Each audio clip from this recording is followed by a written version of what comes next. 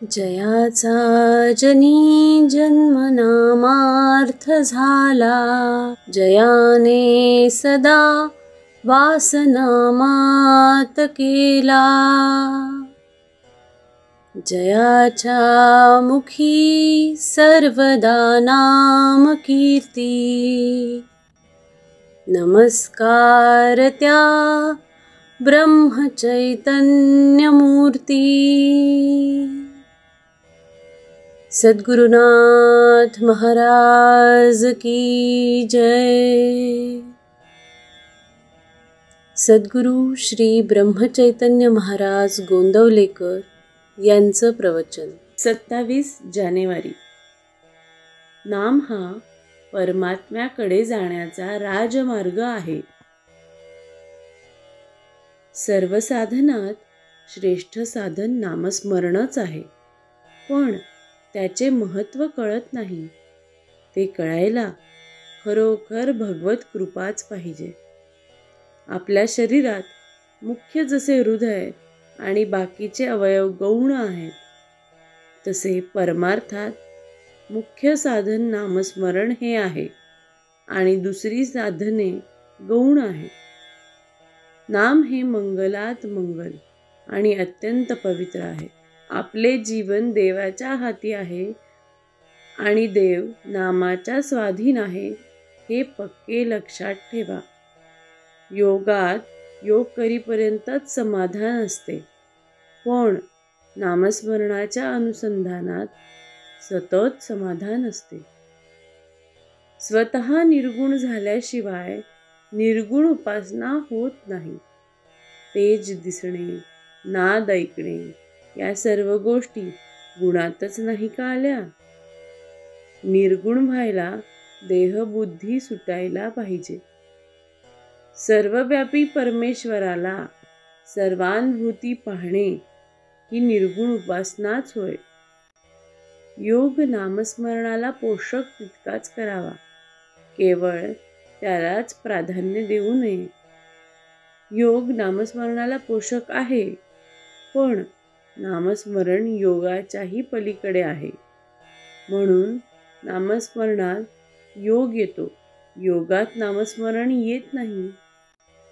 सर्व साधनांचा अंत नामस्मरणात आहे. नामाचे साधन हे जलद गाडीप्रमाणे आहे.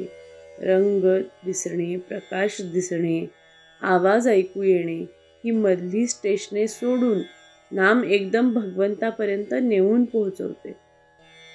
इतर साधनांनी लवकर साधल्यासारखे वाटेल, पण ते तात्पुरते असते. नामाने थोडा उशीर लागेल, पण जे साधेल ते कायमचे साधेल, कारण नामाने मुळापासून सुधारणा होते. नामस्मरण हा परमात्म्याकडे जाण्याचा राजमार्ग होय. नामात एका आनंदाशिवाय दुसरे काही नाही. नामाच्या आनंदाचा झटका आला की मनुष्य स्वतःला विसरेल. तुकाराम बुवांची वाचा त्यांना अनावर झाली. ती सारखी नाम घेऊ लागली. याचा अर्थ असा की त्यांच्या कल्पनेच्या बाहेर नाम येऊ लागले. गाडी उताराला लागली की जशी अतिवेगात येते आणि आवरत नाही, तसे हे आहे. आपल्या शक्तीच्या बाहेर कार्य होणे ही भगवंताची कृपा होय. 4 माणसं होती. त्या सर्वांना एकच रोग झाला होता, पण त्यांची सांपत्तिक स्थिती सारखी नव्हती. वैद्याने त्यापैकी अगदी गरीब माणसाला एक औषध तुळशीच्या रसात प्यायला सांगितले. त्याच्यापेक्षा पैसेवाल्याला तेच औषध मधात घ्यायला सांगितले. त्याच्याही पेक्षा पैसेवाल्याला तेच औषध केशरात घ्यायला सांगितले.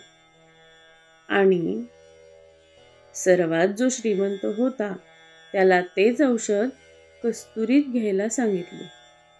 त्याचप्रमाणे ज्याचा जसा अधिकार तसे त्याने नाम घ्यावे.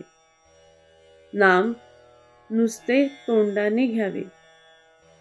नाम श्रद्धेने घ्यावे. नाम वृत्ती सांभाळून घ्यावे. नामाशिवाय जगात दुसरे सत्य नाही अशा दृढ भावनेने घ्यावे. सर्वांना फळ सारखेच मिळेल. सर्व साधनांचा अंत नामस्मरणात आहे. श्री अनंत कोटी ब्रह्मांड नायक राजाधिराज